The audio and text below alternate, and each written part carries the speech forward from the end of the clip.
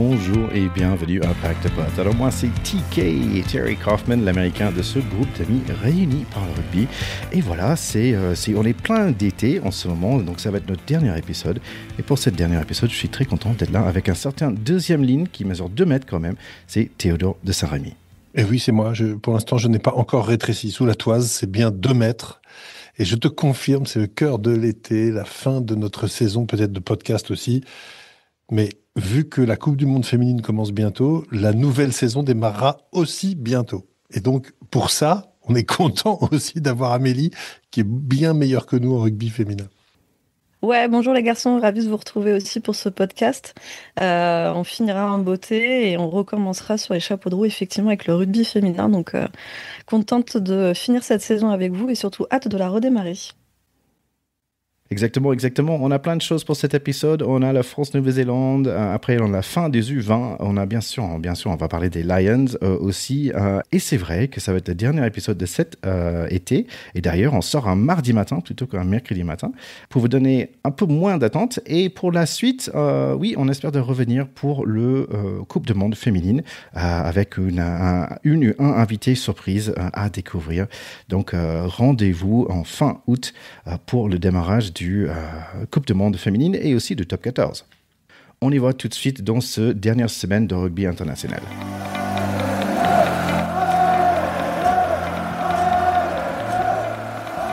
C'est une équipe de Nouvelle-Zélande un peu changée, un peu différent, mais une équipe de France aussi. Pas mal de personnes qui ont joué leur premier match, mais pas beaucoup qui ont joué les 3 matchs. Les seules personnes sont Le Garec et Tio Atusebe. En fait, c'est les seules 2 personnes qui étaient titulaires pour les 3 matchs. Côté Nouvelle-Zélande, il n'y a qu'un seul Barrett. Le premier chandelle, et c'est sans souci pour Leo Barré, et notre défense va reculer contre le premier attaque nouveau-zélandais. Leo Barré à gauche, Leo Barré à droite. L'attaque des Bleus n'est pas mal pour l'instant. On va prendre le pen à touche plutôt que les points. Et oui, le Garec sur le côté avec un bon boulot des avants. 7-0 pour nous. Les Blacks essaient de trouver des trous dans notre défense, mais il n'y en a pas beaucoup.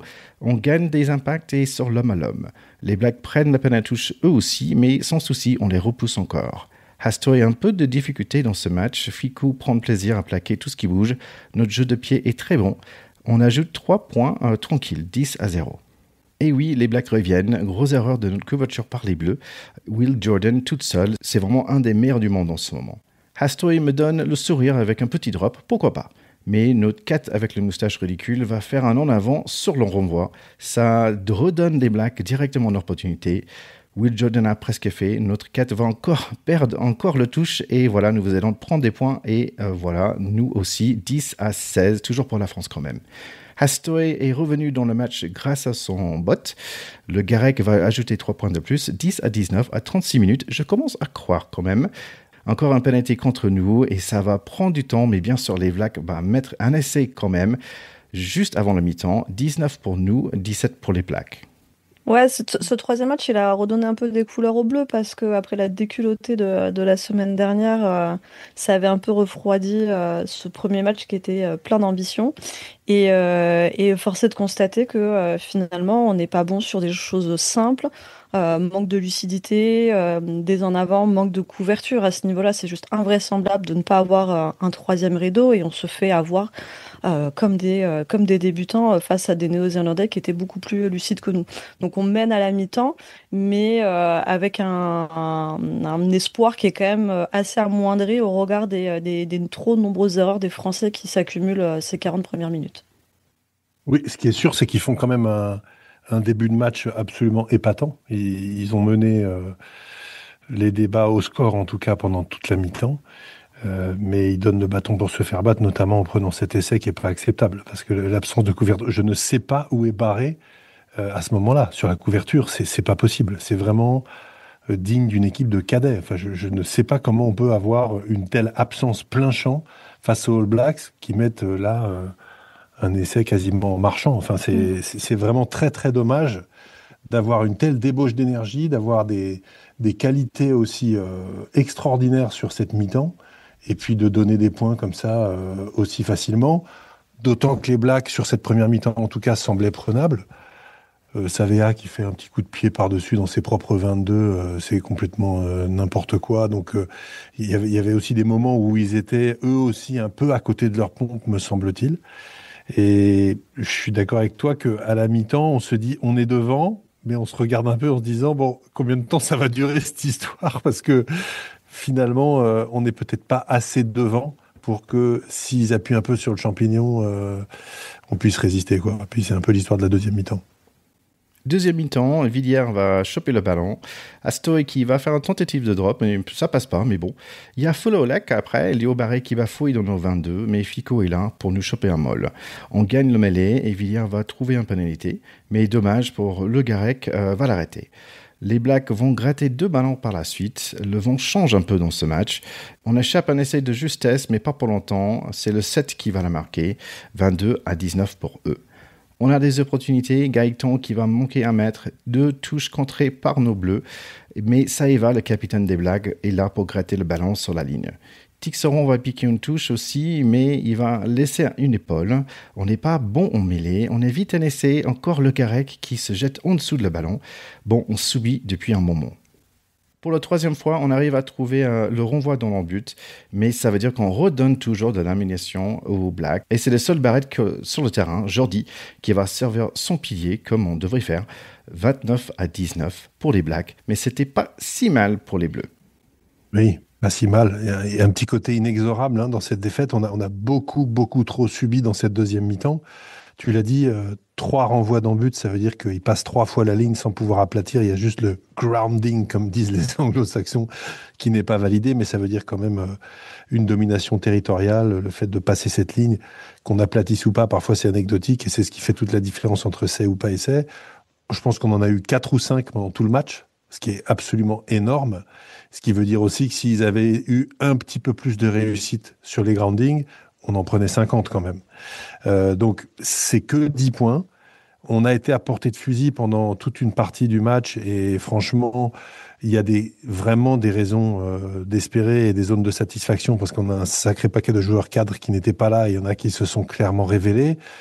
Mais on a aussi eu le sentiment que dès que ces Blacks ont voulu accélérer, bon voilà, on fait rentrer Jordi Barrett à la 76e, il met l'essai qui fait la différence, qui vient aussi valider une domination territoriale de tous les instants en deuxième mi-temps. Et au rugby, on le sait, quand on est dominé territorialement, on finit toujours par craquer un peu. Même l'essai de Duplessis Kirifi ou un truc comme ça. Alors lui, c'est un Néo-Z, c'est pas un Sudaf, mais il a quand même un prénom qui est Duplessis, ce que j'adore. Ça, je sais pas d'où ça sort, mais oui, c'est absolument mythique. Rien que pour ça, je valide le bonhomme. C'est un essai un petit peu casquette, mais en même temps, ce sont les résultats et les scories d'une domination territoriale, encore une fois, qui ne laissait pas de chance aux Français, qui valide une supériorité assez évidente des Blacks sur cette tournée. Et donc, on parlera peut-être des satisfactions individuelles, mais sur le collectif, c'est 3 défaites de plus sur le territoire néo-zélandais pour les Bleus. Ça fait quand même très mal. Et le pire, c'est que ça donne un peu raison à la presse néo-z qui disait c'est quoi cette équipe? Ils sont pas au niveau, ils vont se prendre 3 défaites. Bon, ça fait un peu mal de bout en bout. Juste un petit point sur ça avant que tu vas, Amélie. En fait, j'ai un copain qui a joué en France, en fait, un Nouveau-Zélande. Je lui ai envoyé un petit texte. Je dis c'est sympa, the little tournée France-Nouvelle-Zélande, même si on n'a pas gagné un match. Il me dit ouais, but it's France B, so hard to get excited about as an All Black. Traduction. Vas-y, traduis-moi ta presse.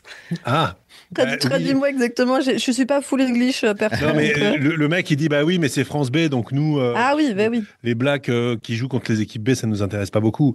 Et c'est vrai qu'il manquait beaucoup de joueurs dans cette équipe. Donc, ils ont pas démérité, mais quand tu vois qu'il manque le meilleur joueur du tournoi d'assignation, Biel Barré, il manque Penaud, il manque Dupont, il manque Jalibert, il manque Ntamak. Bon, à sa décharge, Penaud, il se mariait ce week-end, donc. Oui, il peut se marier. Mais c'est vrai qu'on peut pas tout faire. Non, mais de toute façon, on le savait qu'avec des cadres français qui étaient beaucoup réquisitionnés sur la finale du top 14, et c'est comme ça toujours, la tournée d'été, C'est pas forcément les pépites internationales qui y vont, et c'est aussi l'occasion de laisser la chance à certains joueurs français d'avoir peut-être plus de temps de jeu que lorsqu'ils sont dans le groupe pour les Six Nations ou pour les grands événements, et à d'autres aussi d'avoir cette opportunité de se révéler. Alors certains se sont révélés et d'autres ont confirmé que c'était de bons atouts pour l'équipe de France, et il y a certains joueurs qui sont complètement passés à côté. Donc on verra ceux qui seront rappelé par Galtier en novembre. Mais voilà, il y a des belles surprises, il y a des déceptions, et puis il y a ces 3 défaites effectivement qui font mal et qui nous aident pas au classement mondial. Mais pour toi, qui a marqué des points pour toi, Amélie, dans ce... Mais moi, j'ai trouvé, alors je vais être, c'est pas du tout chauvin ou parce que je le connais, mais j'ai trouvé que Josh Brennan a fait deux super matchs là, et particulièrement hier, où en plus il a pas joué à son poste. À Toulouse, il joue seconde ligne. Là, il était placé en troisième lignelle. J'ai trouvé un vrai mort de faim sur le terrain. Tu l'as fait sauter sur tes genoux, c'est mais... pas objectif, ça, ça marche pas, ce truc. Mais non, mais il a fait des plaquages à tour de bras. Non, je l'ai trouvé très très bon. Et tu vois, mon pauvre Barré là, le seul Parisien, déjà qu'on n'en a pas beaucoup depuis quelques années, il a fait de la merde. Il y a pas d'autre mot. Il n'a pas du tout assuré le poste derrière qu'on lui a confié. Surtout sur ce match-là, ouais. Là, il est passé à côté, surtout sur le plan de la couverture du terrain, c'est pas possible. Là, pour moi, la vidéo, ça doit être très très cruel l'exercice, parce que franchement, c'est pas acceptable. Moi, je trouve que celui qui m'a impressionné de bout en bout, c'est Michael Guillard. C'est un joueur qu'on a découvert cette année, qui dans le championnat tirait son épingle du jeu et qui avait déjà fait quelques belles prestations en équipe de France. Mais moi, je pense que c'est un futur crack. Je pense que c'est clairement la relève de Greg Aldrit au poste de numéro 8 en équipe de France. Et il m'a impressionné de bout en bout. Sur ce match, il sauve plusieurs essais. Il va plaquer le deuxième ligne là au ras de la ligne juste pour l'empêcher d'aplatir. Il est en attaque dès qu'on a avancé, il était dans le coup, etc. Donc très très impressionné. Et je pense que voilà, on n'est pas prêt de plus le voir en équipe de France. Et puis Nolan Le Garec, quand même, 3 titularisations, beaucoup d'autorité sur beaucoup de séquences de matchs difficiles, avec un pack qui a parfois souffert. Il a toujours tiré son épingle du jeu. Et on a quand même pléthore de très bons joueurs à la mêlée en France. Ça fait longtemps qu'on le dit. Mais entre Dupont, Lucu, Le Garec, même Couillou encore derrière, etc., c'est un poste sur lequel on est super gâté. Donc, ouais, absolument. Donc là, ces deux-là, pour moi, on fait vraiment le job. Pour le reste, voilà, il y a eu des performances qu'on va qualifier d'inégales. Je pense que Théo Atisogbe a quand même été pas mal. Il a tiré son épingle du jeu, même offensivement, à plusieurs reprises. Il a su faire des différences dans des petits espaces, etc. Enfin, c'est des joueurs de très, très gros calibre.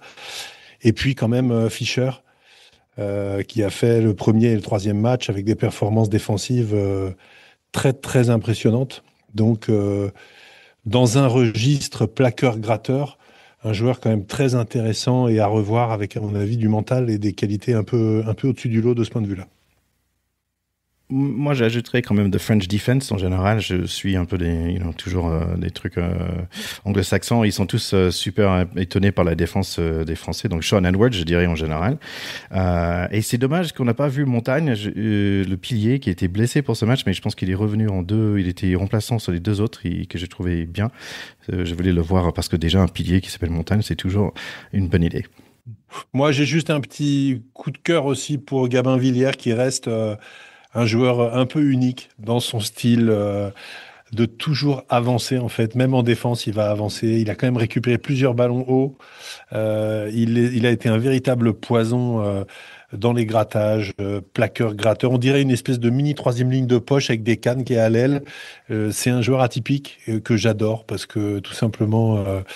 il donne envie d'avoir envie, comme dirait Johnny Hallyday. C'est le mec qui n'arrête jamais. On dirait qu'il a toujours le moteur à fond et qui se pose pas de questions. Et je trouve que sur un terrain de rugby, avoir des joueurs comme ça, c'est absolument exceptionnel. Donc un chapeau à lui et au rugby normand, puisque c'est là qu'il a été formé.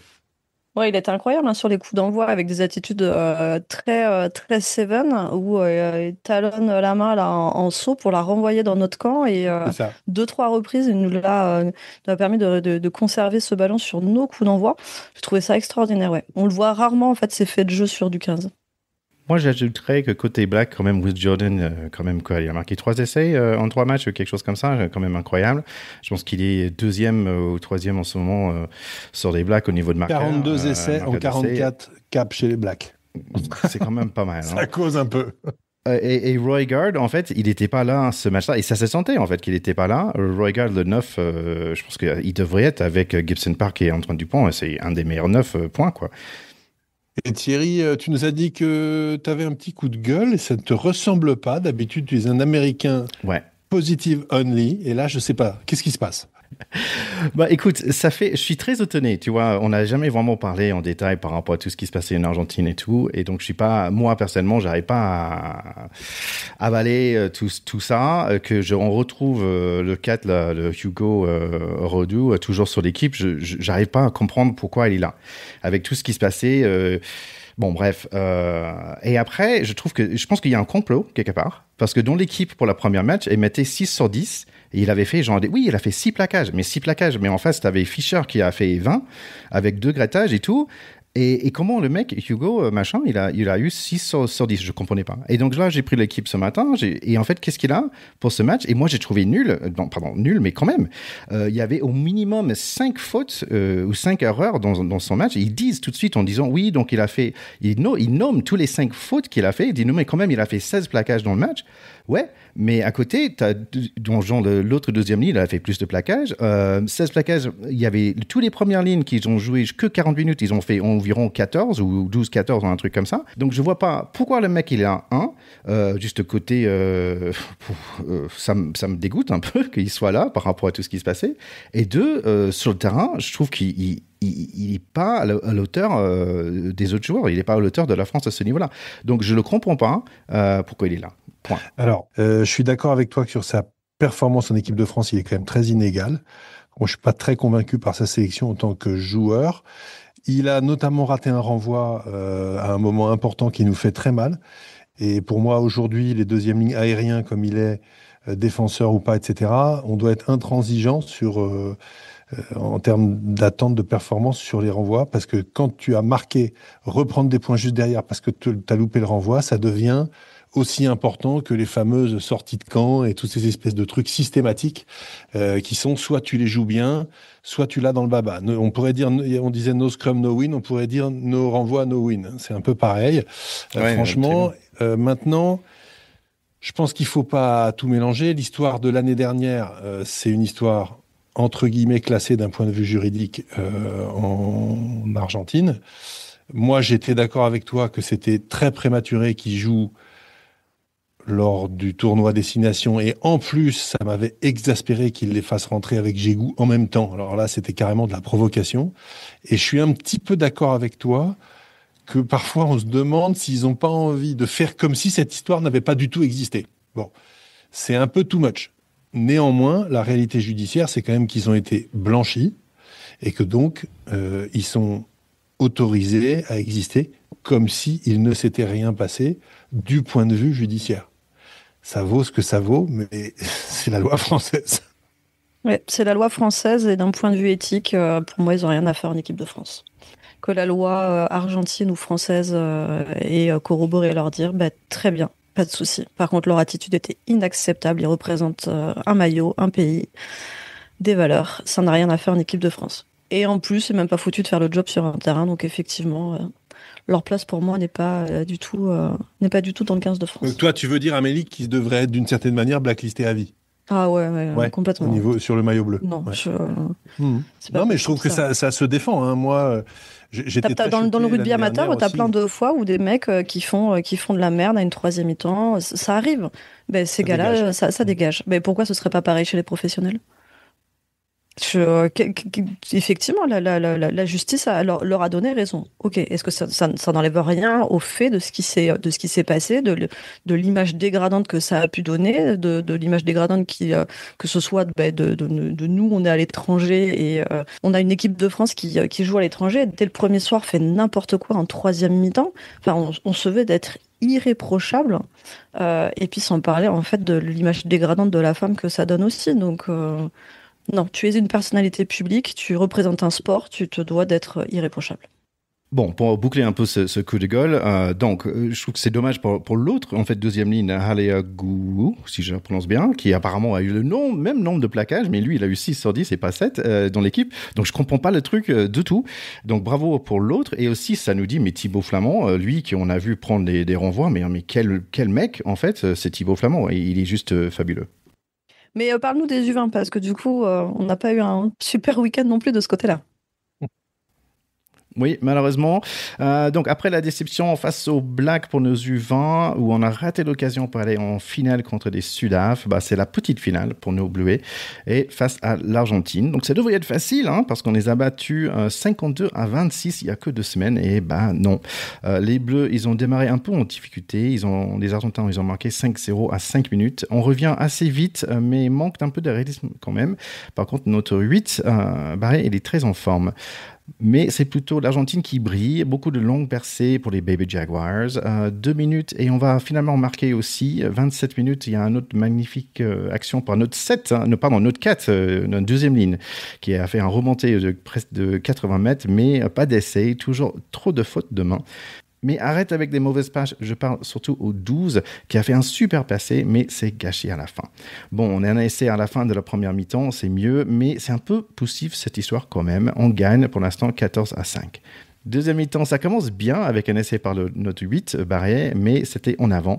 Et tiens, le fils d'un membre de notre pack de potes, en fait, c'est Roméo Martin Bonnard. En fait, c'est le fils de Rémi Martin qui est passé sur l'émission il y a bien longtemps.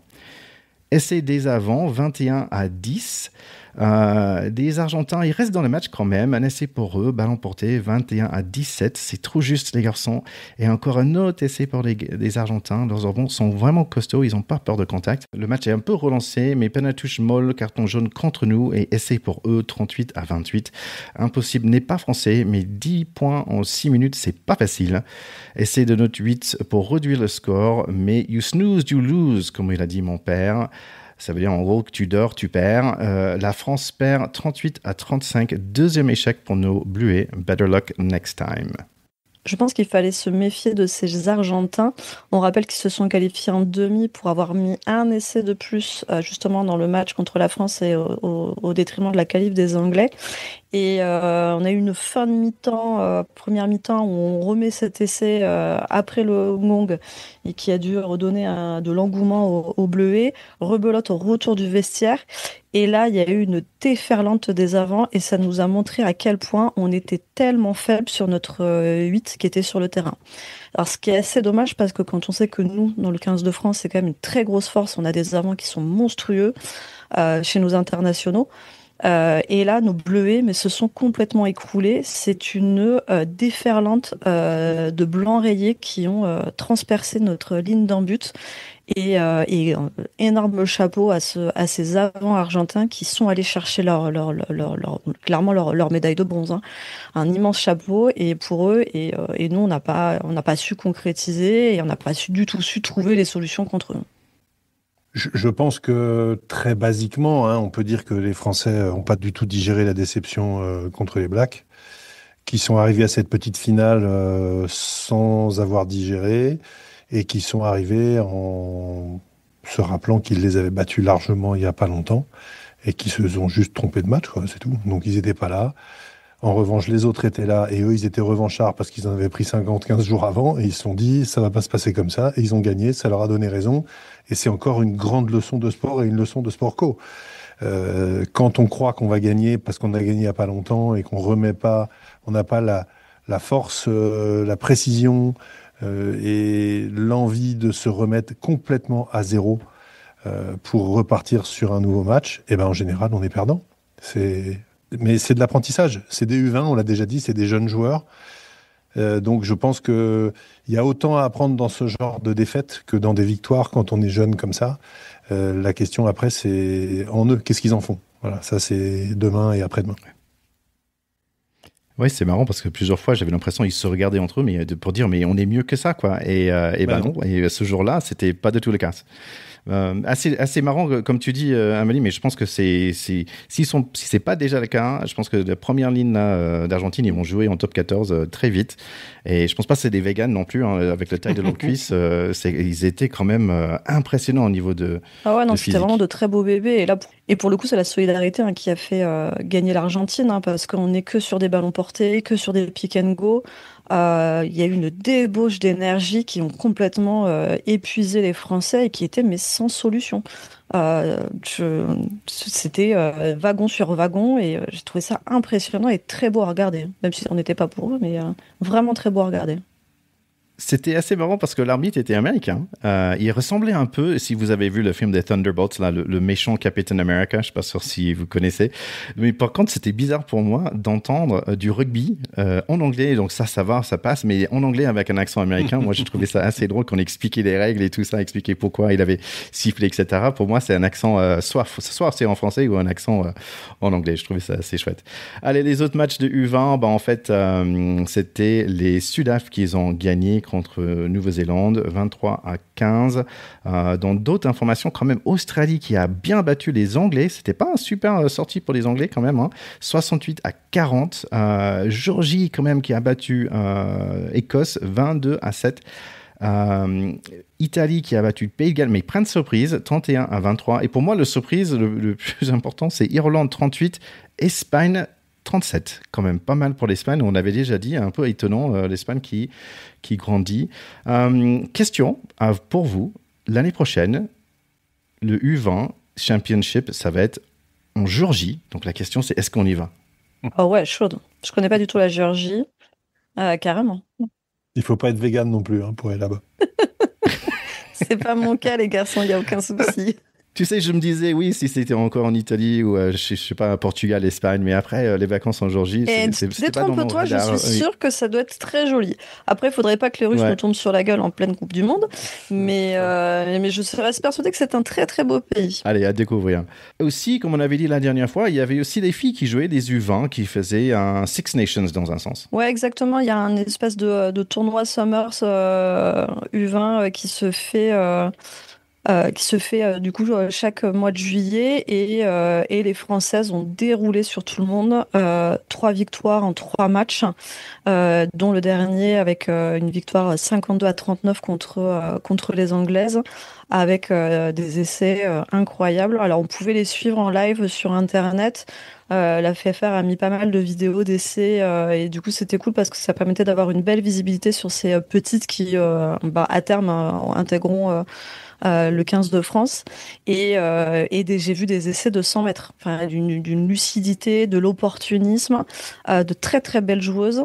Une ailière qui allait à 10 000. Il y a du très très gros potentiel et effectivement on a hâte de les retrouver cet hiver dans les oppositions qu'elles auront contre l'Angleterre notamment. Un peu de French flair, quoi, les essais à 100 mètres. Ouais, complètement. Mais vraiment, très très beau jeu. Tout ce que les anciens adorent dans le rugby, beaucoup de techniques et les filles ont été vraiment incroyables. Moi, le peu de vidéos auxquelles la FFR a bien voulu nous donner, c'est ça aussi. On a quelques petites vidéos, mais pas assez à mon goût. Mais en tout cas, ça a l'air très très prometteur. Ouais, je pense qu'on va voir beaucoup plus en fait cette histoire de U20. Je pense que ça va grandir beaucoup dans les années à venir. Tiens, on va parler des autres matchs avant de parler des Lions. Il y avait Écosse qui fait un tour des îles. Ils étaient à Fidji où ils ont perdu la semaine dernière. Et là, ils étaient à Samoa, un peu plus facile pour eux, 41-12. Après, Afrique du Sud contre Géorgie, 55-10. Pas très étonnant là. Un peu étonné par 52 pour Argentine et que 17 pour Uruguay. Et tiens, les Américains, on a reçu les Anglais. Et c'était un peu perturbant, si on peut dire, parce qu'il y avait plein d'éclairs et tout ça. Le match était arrêté plusieurs fois, donc tout le monde allait prendre des bières aux buvettes en attendant. Mais normalement, c'était un stade de 20 000 qui était sold out. Ça veut dire que tous les billets étaient vendus, donc c'était une bonne chose. Et aussi, il y avait deux matchs. Il y avait les hommes qui ont perdu contre les Anglais, donc 40-5. Et après, il y avait les filles qui jouaient aussi. Et les filles qui ont gagné, d'ailleurs, contre Fidji.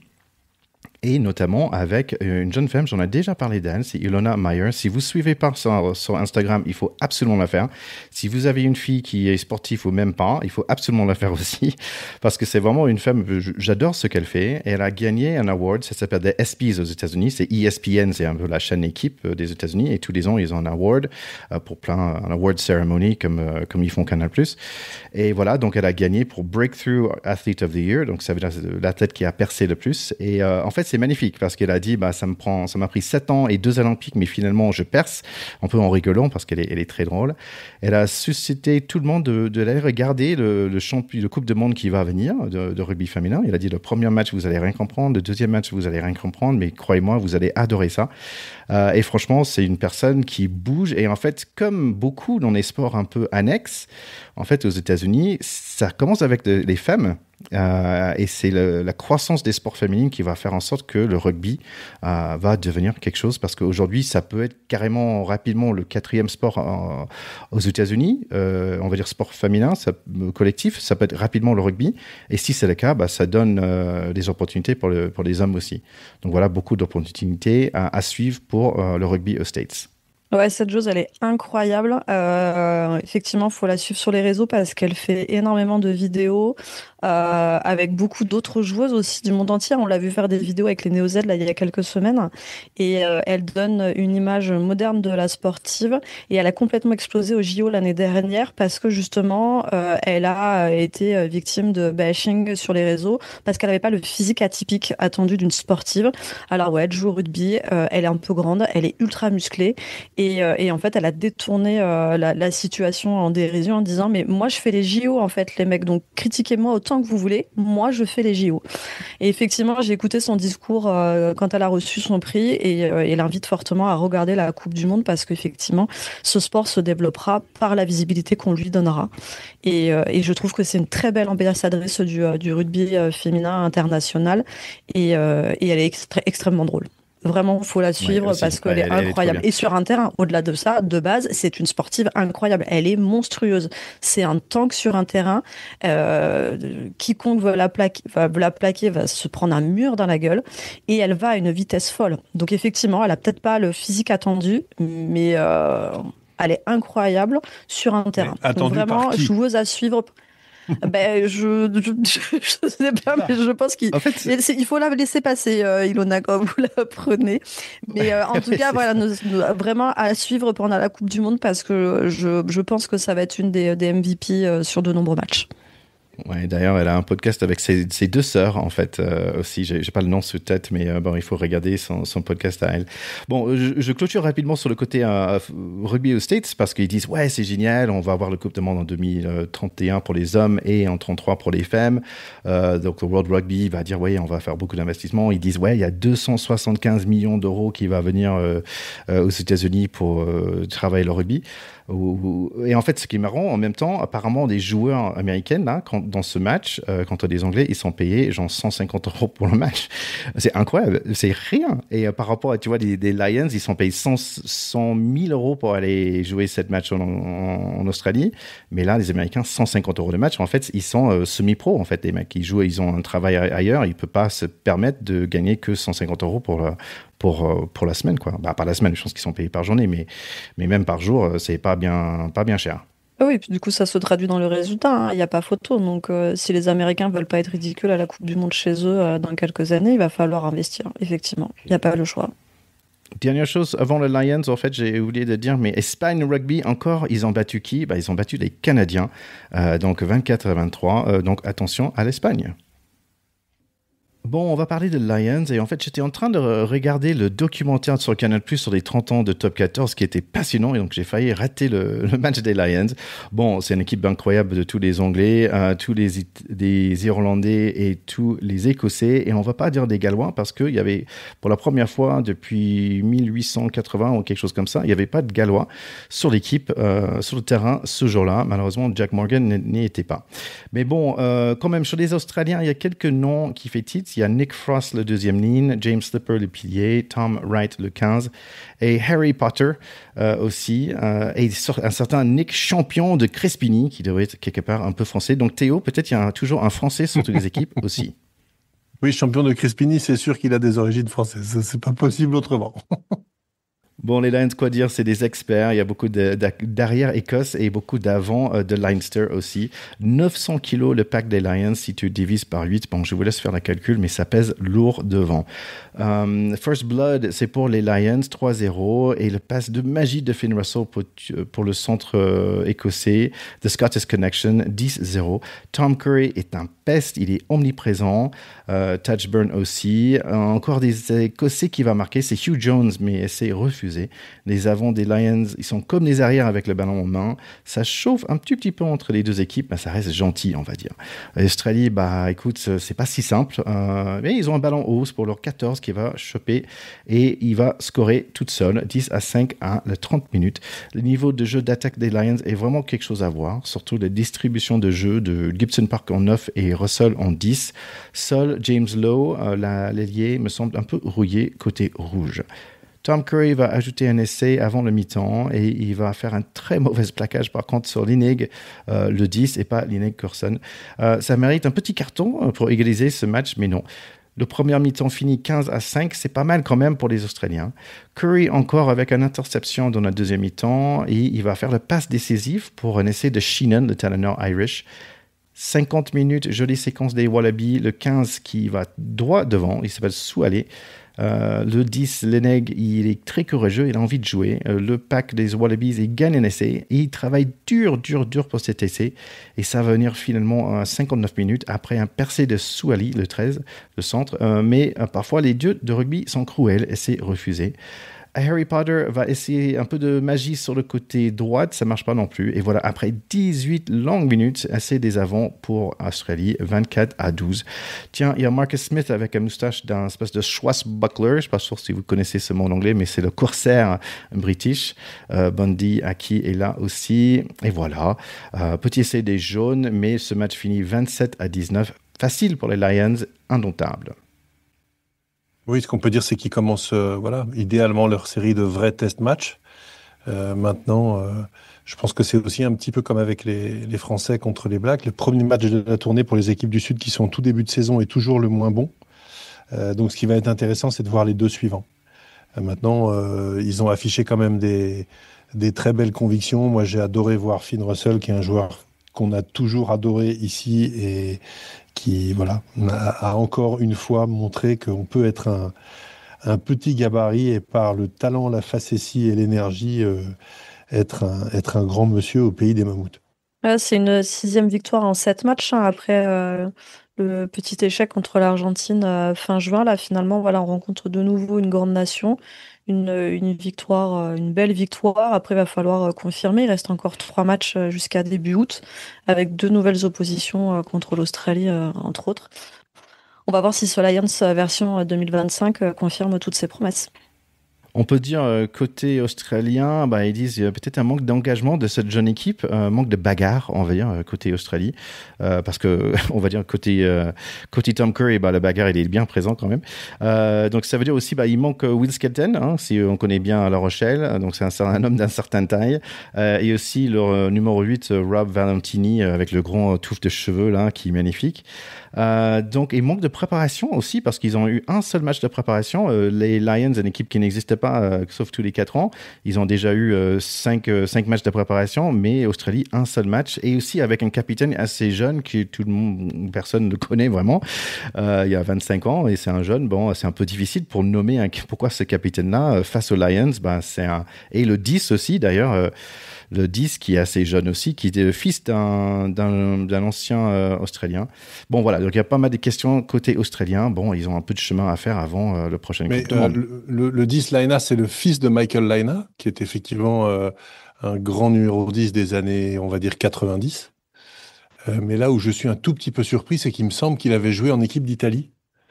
Parce que je crois que sa mère est italienne et qu'il est né en Italie parce que Michael Laina avait fini sa carrière là-bas.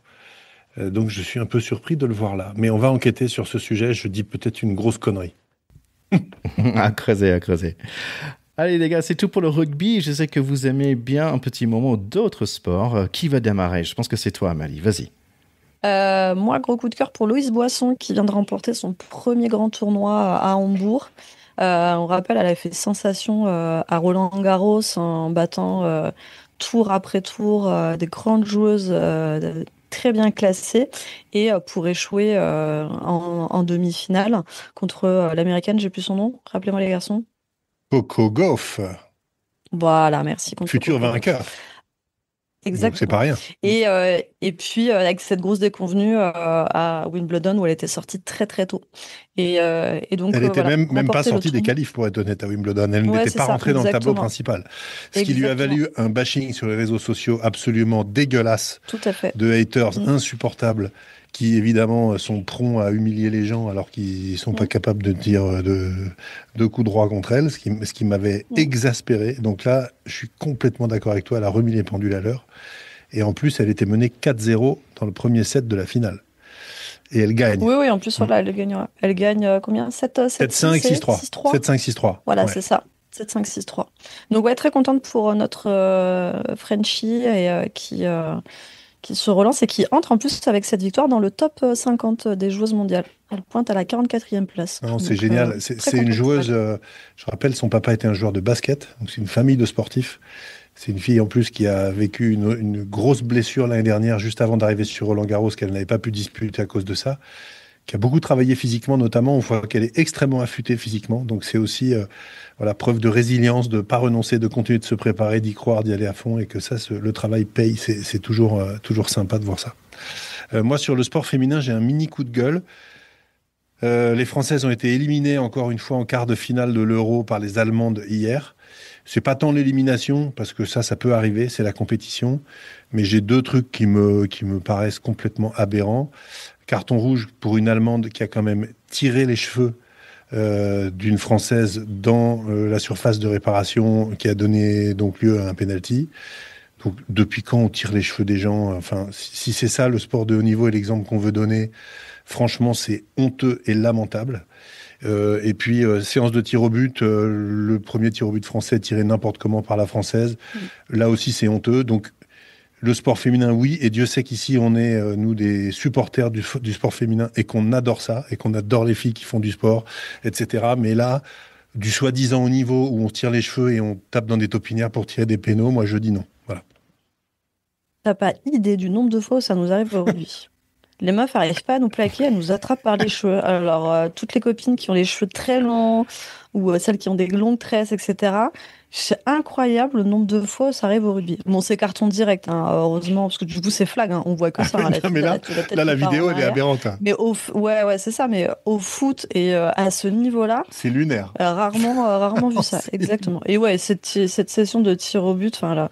Bon, la pauvre joueuse, c'est quoi? C'est Amri hein, qui tire. Oui, mais bon, je sais pas quoi dire. Bon, la pauvre, elle vit depuis 24 heures, un bashing sur les réseaux, tourné en dérision.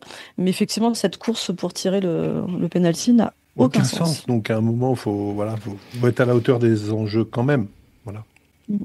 Oui, de toute façon, voilà, c'est pas sur cette session de tir au but qu'elle perd le match. Depuis la 11e, 13e minute de jeu, tu joues à 10 contre 11, tu gagnes pas le match. Tu te prends même un but quelques minutes après. Non, il y avait largement le temps avant pour gagner ce match. Absolument. Bon, moi, je vais parler de quelqu'un qui donne un peu d'espoir à des plus vieux. Hein. Donc, c'est quelqu'un qui a battu son adversaire avec 10 ans de plus et 10 kilos de moins. C'est Usyk, en fait, le boxeur qui rejoint les 4 titres, des 4 belts des boxeurs. C'est quand même incroyable parce qu'en plus, il est hyper léger par rapport à les autres heavyweights en face. Donc voilà, ça veut dire qu'il a battu les 4 meilleurs du monde 2 fois chacun. C'est quand même quelque chose. Et il avait 38 ans avec un gars de 28 ans en face avec 10 kilos de moins, c'est quand même un chapeau. Hein. Bien. Comme quoi on peut faire des grandes choses même en étant âgé, hein, regardez-moi. Absolument. Bon, petite mention aussi, mon cher Théo, comme tu es deuxième ligne, je ne suis pas sûr si tu savais, mais Alwyn Jones, hein, le fameux gallois, le deuxième ligne gallois, il était nommé par le King Charles III, il était nommé colonel de l'armée. Je trouvais ça assez sympa. Je pense que c'est le genre de personne où on dit oui chef très rapidement à Alwyn Jones. Colonel, je trouve ça un peu petit pour nous, c'est un empereur, Alwyn Jones, depuis longtemps. Allez, j'ai fini rapidement aussi. J'ai eu un email de un de nos invités. C'est Jérémy Tournier qui est venu pour nous parler de son audio script. En fait, quand j'avais fait pendant Noël, j'avais fait un petit truc sur les différentes rugby solidaires. Lui, en fait, ce qu'il fait, c'est qu'il prend des personnes qui sont aveugles et il fait toute une animation autour. Il faisait ça pour la Coupe du Monde pour qu'en fait, il vit un match de rugby. Donc, en fait, il y a deux personnes qui vont parler dans des microphones différents avec deux voix très différentes. Comme ça, ils distinguent chaque équipe. Et en même temps, il y a une espèce de terrain que des personnes aveugles peuvent toucher avec leurs mains pour comprendre un peu qu'est-ce que c'est le terrain, où ils sont sur le terrain, etc. Et donc voilà, ils m'ont envoyé un petit mail pour parler un peu de ces nouveautés. Donc ils ont créé une association qui s'appelle Association Tout Terrain. Vous pouvez trouver sur Instagram. Et aussi, ils ont eu l'opportunité de faire certains matchs de 6 nations cette année, en 2025, et aussi un match de top 14. Et peut-être il y aura d'autres nouvelles à venir en saison 2025-2026. Eh bien, écoutez, mes chers amis, c'est peut-être le moment de nous dire un petit au revoir, un petit bye-bye pour les vacances d'été du Pâques avant le retour à la rentrée, puisqu'on sait que cette année, on a la Coupe du Monde féminine qui nous attend. On a le grand plaisir d'avoir Amélie à nos côtés pour nous accompagner dans cette coupe. On sera encore plus à l'aise qu'avant. D'ici là, je vous souhaite de bien souffler, de bien vous reposer. Je te remercie, Thierry, pour tout le travail que tu fais pour notre Pâques qui a l'air cool comme ça, mais c'est beaucoup de boulot derrière sur les éditions, sur la préparation des émissions, etc. Donc voilà, je te tire pas mon chapeau, mais je te tire ma casquette américaine et je vous embrasse très fort et je vous dis à très très vite pour parler ovale comme on aime, avec de la passion, de la joie et parfois des petits coups de gueule, mais presque pas. Voilà. Moi aussi, je vous souhaite de bonnes vacances. Je me réjouis de vous retrouver puisque on devrait faire un prochain podcast depuis l'Angleterre où je serai sur place pour la Coupe du Monde des filles, puisque j'aurai la chance de voir le France-Italie. Et je vous invite surtout à voir le match de préparation le 9 août France-Angleterre qui aura lieu à Mont-de-Marsan à 21h si vous êtes dans le sud-ouest. Sinon, il sera retransmis à la télé. C'est pas un match anodin. Ça montre toute l'ambition de notre équipe française et des Anglaises. On choisit les meilleurs pour s'affronter avant la Coupe du Monde. Donc préparez-vous votre kit de supporters bleu, blanc, rouge parce que ça va faire du cocorico, en veux-tu, en voilà, de fin août jusqu'à fin septembre. Et je vous remercie infiniment les garçons pour cette invitation impromptue il y a quelques mois qui finalement s'est renouvelée et qui semble s'éterniser pour mon plus grand plaisir. Donc je suis ravie de mettre une petite touche féminine et d'ouvrir l'esprit du rugby sur le rugby des femmes, pour les femmes et pour permettre à tous de pouvoir savoir ce que nous aussi on fait de notre côté. Écoute, Amélie, c'est un grand plaisir de t'accueillir.